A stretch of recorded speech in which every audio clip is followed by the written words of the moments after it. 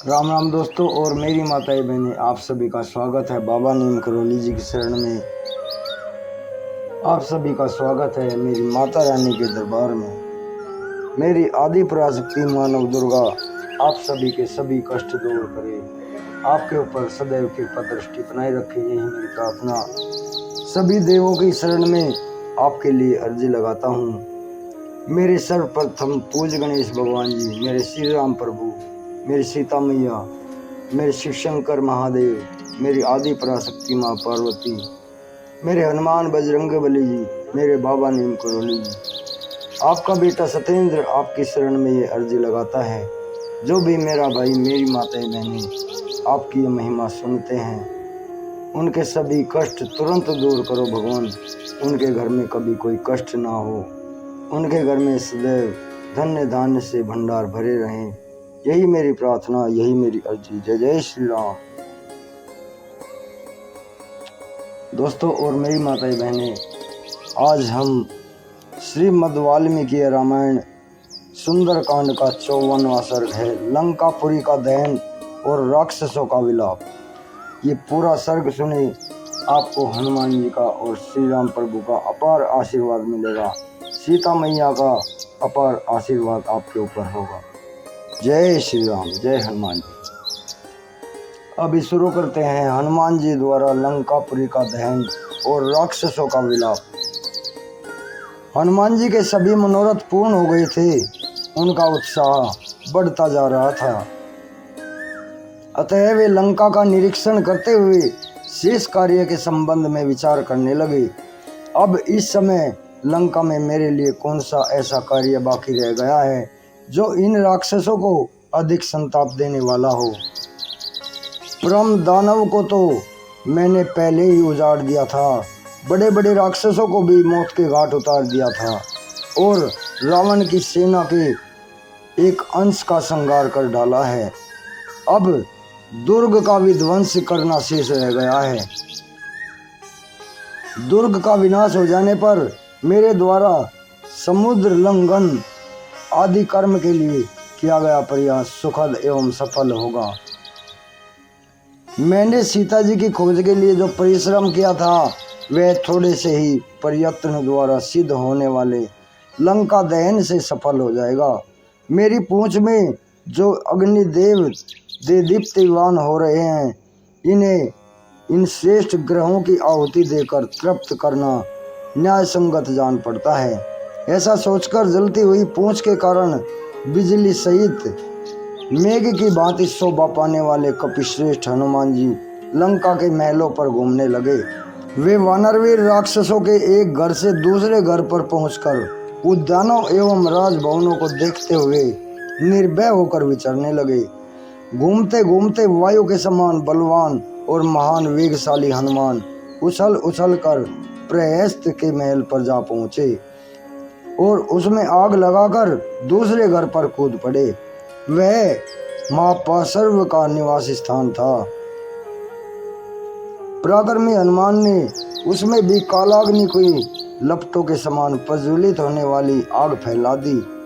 तत्पश्चात वे महातेजस्वी महाकपि क्रम से वज्रदंष्ट सुख और बुद्धिमान शरण के घरों पर कूद पड़े और उनमें आग लगाकर आगे बढ़ गए। इनके बाद वानर योतपति हनुमान ने इंद्र विजयी मेघनाथ का घर जलाया, फिर जम्बुमाली और सुमाली के घरों को फूंक दिया।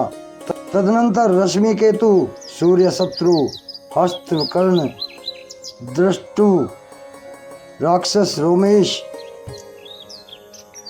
रणोन्मत,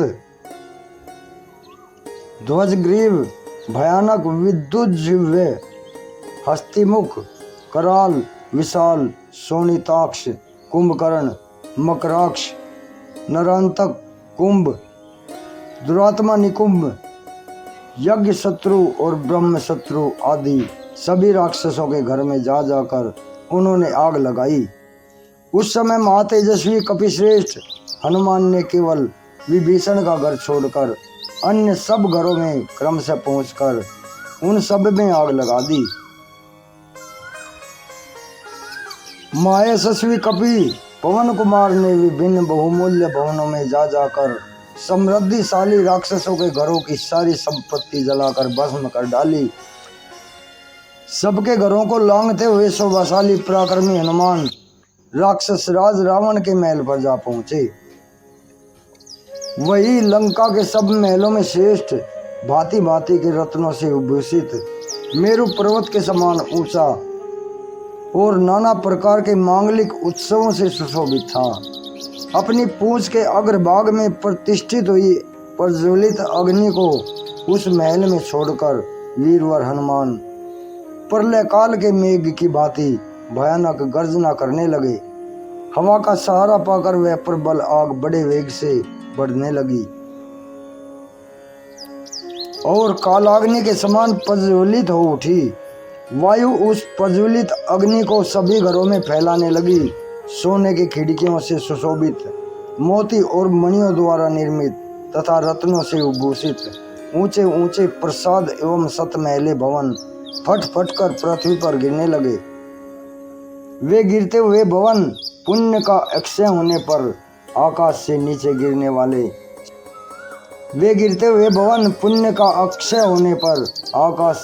गिरने वाले सिद्धों के घरों के समान जान पड़ते थे।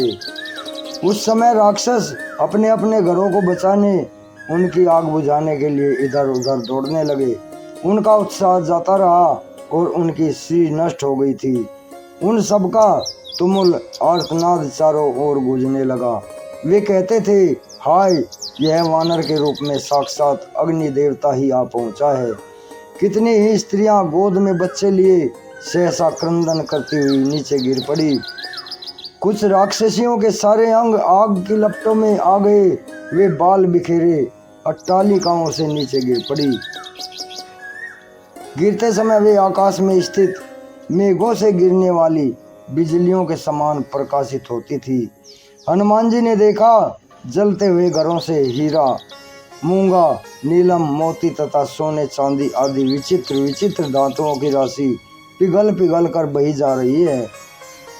जैसे आग सूखे काठ और तिनकों को जलाने में कभी तृप्त नहीं होती, उसी प्रकार हनुमान बड़े बड़े राक्षसों के वध करने से तनिक भी तृप्त नहीं होते थे और हनुमान जी के मारे हुए राक्षसों को अपनी गोद में धारण करने से इस वसुंधरा का भी जी नहीं भरता था।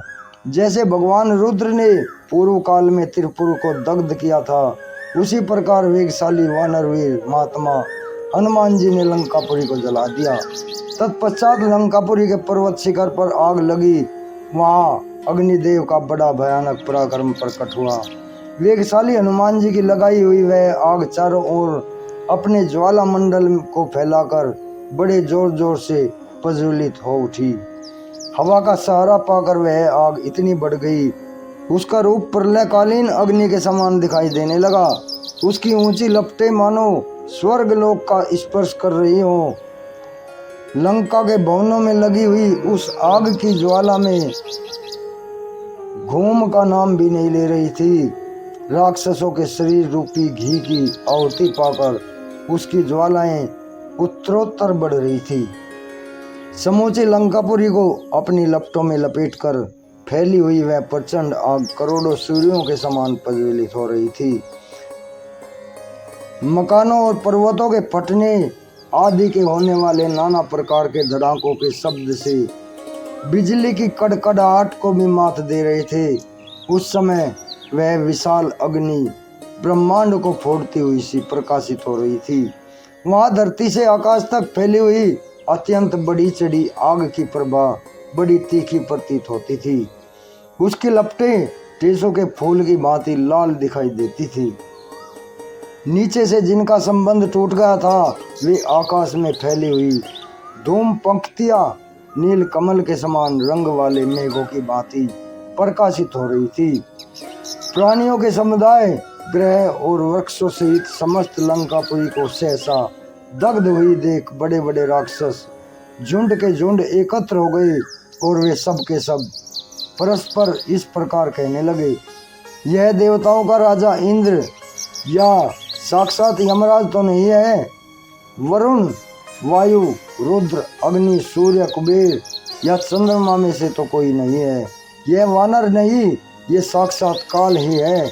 क्या संपूर्ण जगत के पिता महाचतुर्मुख ब्रह्मा जी का प्रचंड कोप ही वानर का रूप धारण करके राक्षसों का संहार करने के लिए यहाँ उपस्थित हुआ है, अथवा भगवान विष्णु का महान तेज जो अचिंत्य, अव्यक्त, अनंत और अद्वितीय है, अपनी माया से वानर का शरीर ग्रहण करके राक्षसों के विनाश के लिए तो इस समय नहीं आया है। इस प्रकार घोड़े, हाथी, रथ, पशु पक्षी, वृक्ष तथा कितने ही राक्षसों सहित लंकापुरी सहसा दग्ध हो गई। वहां के निवासी दीन भाव से तुमुल नाद करते हुए फूट फूट कर रोने लगे। वे बोले, हाय रे बप्पा, हाय बेटा, हाय स्वामिन, हाय मित्र, हा प्राणनाथ, हमारे सब पुण्य नष्ट हो गए। इस तरह भांति भांति से विलाप करते हुए राक्षसों ने बड़ा भयंकर एवं घोर आर्तनाद किया। हनुमान जी के क्रोध बल से अभिभूत हुई लंकापुरी आग की ज्वाला से गिर गई थी। उसके प्रमुख प्रमुख वीर मार डाले गए थे। समस्त योद्धा तितर बितर हो गए थे, उद्विग्न हो गए थे। इस प्रकार वह पुरी साप से आक्रांत सी हुई जान पड़ती थी। महामनस्वी हनुमान ने लंकापुरी को स्वयंभू ब्रह्मा जी के रोष से नष्ट हुई पृथ्वी के समान देखा। वहाँ के समस्त राक्षस बड़ी घबराहट में पड़कर त्रस्त और विषादग्रस्त हो गए थे। अत्यंत प्रज्वलित ज्वाला मालाओं से अलंकृत अग्निदेव ने उस पर अपनी छाप लगा दी थी। पवन कुमार वानर वीर हनुमान जी उत्तमोत्तम वृक्षों से भरे हुए वन को उजाड़कर युद्ध में बड़े बड़े राक्षसों को मारकर तथा सुंदर महलों से सुशोभित लंकापुरी को जलाकर शांत हो गए। महात्मा हनुमान बहुत से राक्षसों का वध और बहुसंख्यक वृक्षों से भरे हुए परम दानव का विध्वंस करके निशाचरों के घरों में आग लगाकर मन ही मन श्री रामचंद्र जी का स्मरण करने लगे। तदनंतर संपूर्ण देवताओं ने वानर वीरों में प्रधान, महाबलवान, वायु के समान वेगवान, परम बुद्धिमान और वायु देवता के श्रेष्ठ पुत्र हनुमान जी का स्तवन किया। उनके इस कार्य से सभी देवता, मुनिवर, गंधर्व, विद्याधर, नाग तथा संपूर्ण महान प्राणी अत्यंत प्रसन्न हुए। उनके उस हर्ष की कहीं तुलना नहीं थी। महातेजस्वी महाकपि पवन कुमार परम दानव को उजाड़कर युद्ध में राक्षसों को मारकर और भयंकर लंकापुरी को जलाकर बड़ी शोभा पाने लगे। श्रेष्ठ भवनों के विचित्र शिखर पर खड़े हुए वानर राज सिंह हनुमान अपनी जलती पूंछ से उठती हुई ज्वाला मालाओं से अलंकृत हो तेज पुंज से दीप्तिमान सूर्य देव के समान प्रकाशित होने लगे।